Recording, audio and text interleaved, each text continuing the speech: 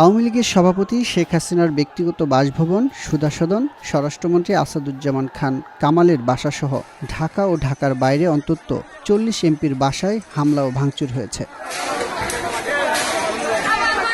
সদ্য সাবেক মন্ত্রীদের মধ্যে বাড়ি ভাঙচুর ও আগুন দেওয়া হয় ব্রাহ্মণবাড়িয়ার কসবা উপজেলায় আইনমন্ত্রী আনিসুল হক, নওগাঁ শহরের পোস্ট অফিস পাড়ায় খাদ্যমন্ত্রী সাধনচন্দ্র মজুমদার, কিশোরগঞ্জের ভৈরবে যুব ও ক্রীড়ামন্ত্রী নাজমুল হাসান, চাঁদপুরের সমাজ কল্যাণ মন্ত্রী দীপুমণি ও মেহেরপুরের জনপ্রশাসন মন্ত্রী ফরহাদ হোসেনের।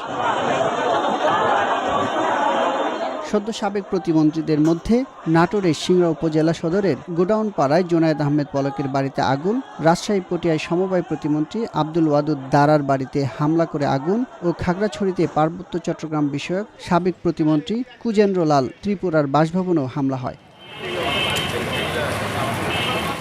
সংসদ সদস্যদের মধ্যে নীলফামারীতে আসাদুজ্জামান নূর, বরিশালে আমির হোসেন আমু, নড়াইলে মাশরাফি বিন মুর্তজা, নারায়ণগঞ্জে সেলিম ওসমান ও শামীম ওসমান, নওগাঁয় নিজামুদ্দিন জলিল, সিলেটে রঞ্জিত চন্দ্র সরকার, মাদারীপুরে শাহজাহান খান, ময়মনসিংহে শরীফ আহমেদ ও মহিতুর রহমান, নাটোরে শফিকুল ইসলাম, বগুড়ায় মজিবুর রহমান, খুলনায় মন্নুজান সুফিয়ান ও SM কামাল হোসেন, পঞ্চগড়ে নাইমুজ্জামান ভূঁইয়া, ফেনীতে নিজামুদ্দিন হাজারি, চাঁপাইনবাবগঞ্জে আব্দুল ওদুদ, লক্ষ্মীপুরে নুরুদ্দিন চৌধুরী, জামালপুরে মির্জা আজম, বরগুনায় গোলাম সরোয়ার, মাদারীপুরে আফম বাহাউদ্দিন নাসিম, শেরপুরে সানোয়ার হোসেন, সাতক্ষীরায় ফিরোজ আহমেদ, বান্দরবনে বীর বাহাদুর ওসই সিং, চুয়াডাঙ্গায় সুলাইমান হক জোয়াদ্দার ও আলিয়াজগড়ের বাড়িতে হামলা, ভাঙচুর ও অগ্নিসংযোগের ঘটনা ঘটেছে। এছাড়া পটুয়াখালী শহরে সাবেক MP আফজাল হোসেনের বাড়িতে হামলা, ভাঙচুর ও আগুন দেওয়া হয়।